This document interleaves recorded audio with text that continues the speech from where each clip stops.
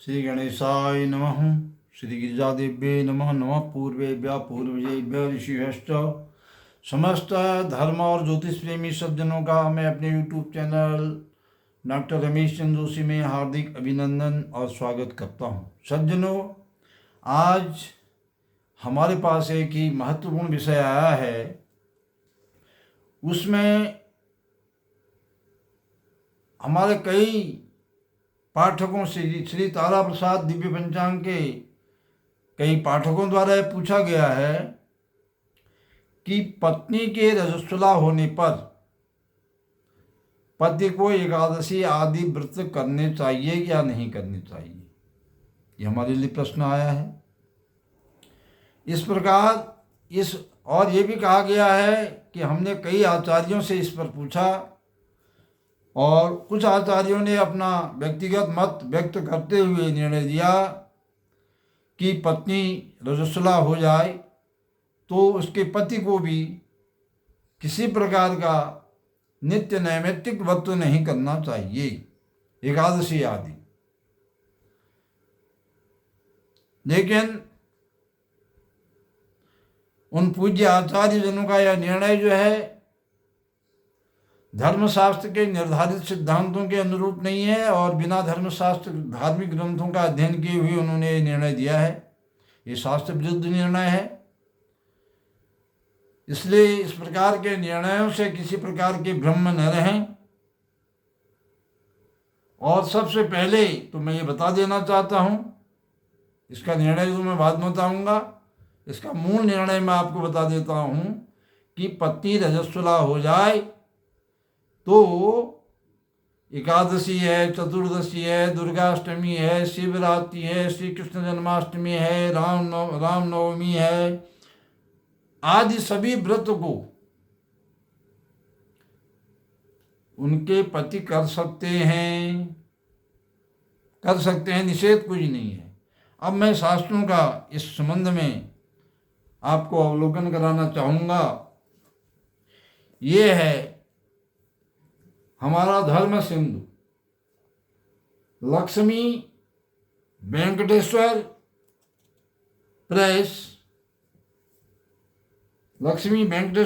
का ये धर्म सिंधु है। खेमराज श्री कृष्णदास प्रकाशन मुंबई का।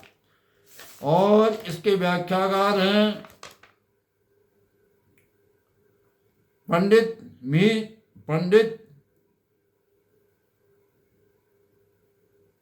मिहिर चंद्र इसके व्याख्याकार हैं।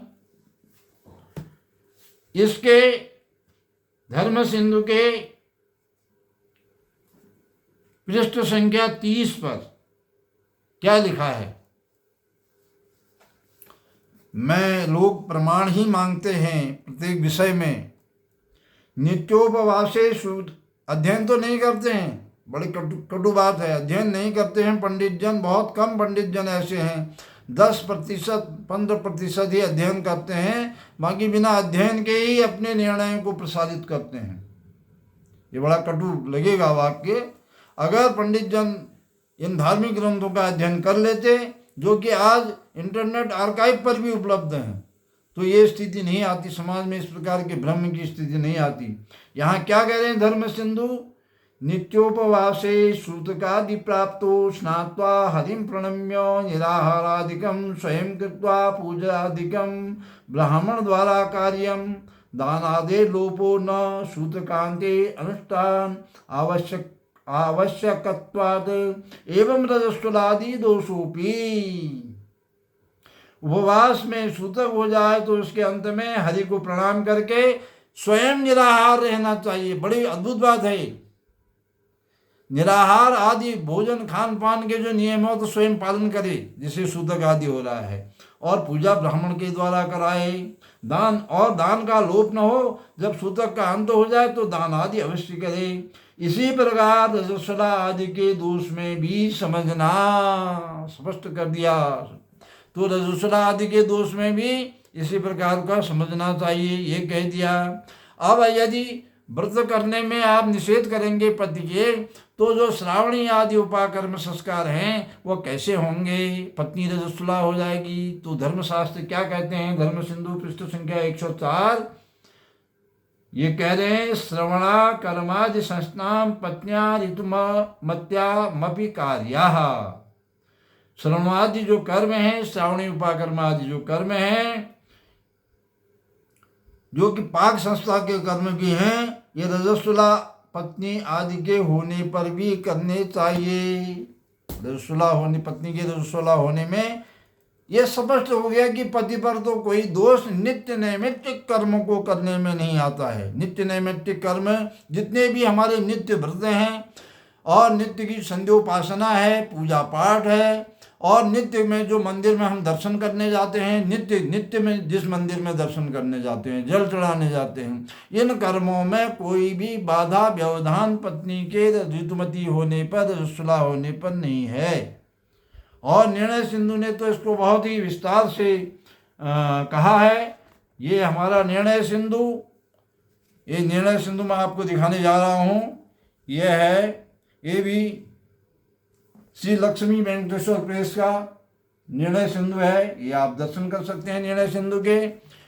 और इसके व्याख्याकार हैं, इस पर हमारी विशेष श्रद्धा है, क्योंकि इसके व्याख्याकार जो हैं विद्वत चक्र चूड़ामणि श्री ज्वाला प्रसाद जी मिश्र मुरादाबाद वाले हैं। तो इसमें क्या लिखा है इस संबंध में?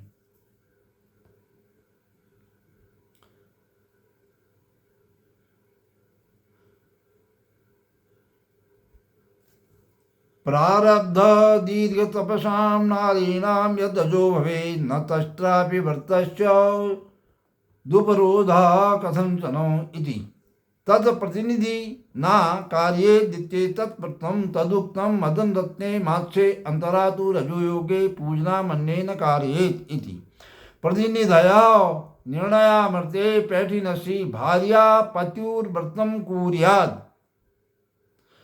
भार्या पतिर्व्रतं कुर्यात् भार्यायाश्च पतिव्रतम्। अगर भार्या रजोवती हो जाएगी या कोई उसे और परेशानी हो जाएगी, स्वास्थ्य खराब हो जाएगा, तो भार्या के लिए पति और पति के लिए भार्या उसकी प्रतिनिधि है, उसको करना चाहिए। पुत्रम वा विनयोपेतम, ये स्कंद पुराण का वचन, निर्णयामृत का वचन, स्कंद पुराण का वचन, मत्स्य पुराण के वचन है, सब शास्त्रों के वचन हमारे पुराणों के वचन है, अकाट्य प्रमाण है। पुत्रम वा विनयोपेतम भगिनी भ्रातरम तथा ऐसाम अभाव एवान्यम ब्राह्मणम वा नियोजेत। और कात्यायन भी कह रहे हैं, पितृ मातृ भ्रातृ पतिर गुरुवर्थे विशेषतः उपवासम प्रकुर्बाणम पुण्यम सदगुरुम लभे।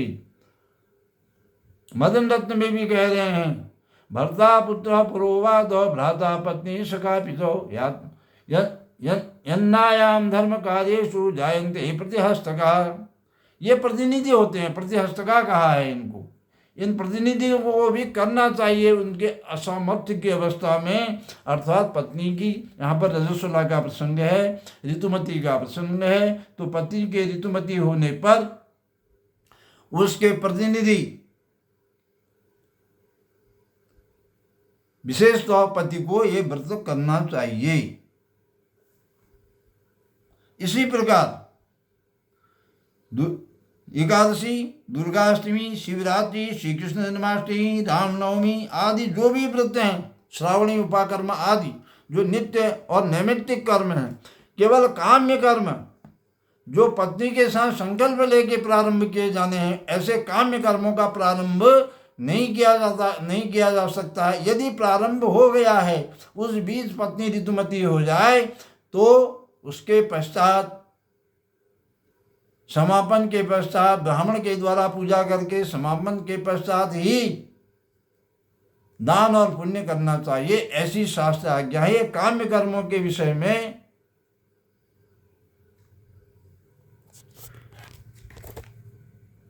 ये काम्य कर्मों के विषय में नहीं है। इसलिए ये नित्य और नैमित्तिक जो कर्म है उसके विषय में मैंने आपको बताया।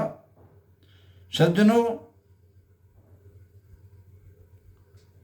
निर्णय यह है कि पत्नी के ऋतुमती होने पर, रजस्वला होने पर, एकादशी आदि सभी व्रत अगर पति करते हों तो उन्हें अवश्य ही करने चाहिए। यदि पति नहीं भी करते हों तो पत्नी करती हो तो पत्नी के प्रतिनिधि के रूप में उन्हें अवश्य करना चाहिए। और इससे जो होता है व्रत तो पूर्ण होता ही है, और पति और पत्नी अर्थात प्रतिनिधि को भी, जो दूसरा कर रहा है प्रतिनिधि के रूप में, प्रतिहस्ता के रूप में, उसे भी पुण्य की प्राप्ति होती है। आप लोगों की मंगलमयी शुभांशा और कल्याण की कामना के साथ गिरिजा माता की पदनख ज्योति का स्मरण करते हुए मैं अपनी वाणी को यहीं पर विराम दे रहा हूँ। यदि आपको ये वीडियो अच्छी लगे तो इसे धर्म के प्रचार प्रसार के लिए अधिक से अधिक शेयर करें, लाइक करें, सब्सक्राइब करें। इन्हीं शब्दों के साथ हरि ओम तत्सत।